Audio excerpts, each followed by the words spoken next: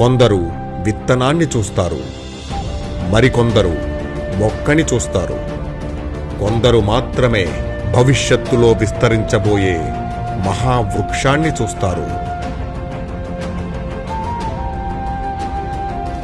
ఆయన ఆలోచనలు ప్రస్తుతంలో అప్రస్తుతంలా అనిపించవచ్చు. ఈ రోజు ఉంది, రేపుంది, భవిష్యత్తు ఉంది. ఈ మూడు కూడా సరిసమానంగా చేసుకున్న వారు ఎంతో ఎత్తుకు ఎదగలుగుతున్నారు.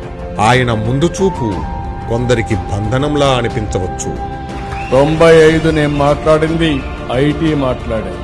ఈ రోజు నేను మాట్లాడేది ఏఐ మాట్లాడుతున్నా, ఆర్టిఫిషియల్ ఇంటెలిజెన్స్ మాట్లాడుతున్నా. కానీ భావితరాల భవిష్యత్తుకు, భద్రతకు అది దారి చూపే దిక్సూచిలా మారుతుంది.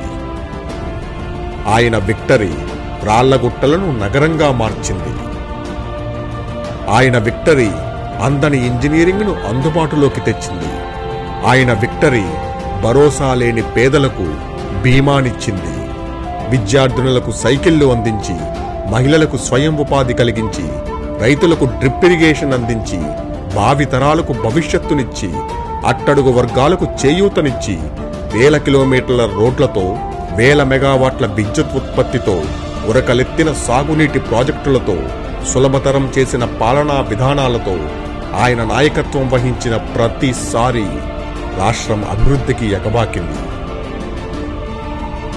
ఆయన్ని ప్రేమించొచ్చు, ఆయన్ని ద్వేషించొచ్చు, కానీ ఆయన తీసుకొచ్చిన మార్పుల్ని, ఆయన ఊహించిన విజన్ని ప్రతిక్షణం మనము, మన పిల్లలు, మన భావితరాలు నింపాదిగా అనుభవిస్తామన్న సంగతి మాత్రం మర్చిపోవద్దు.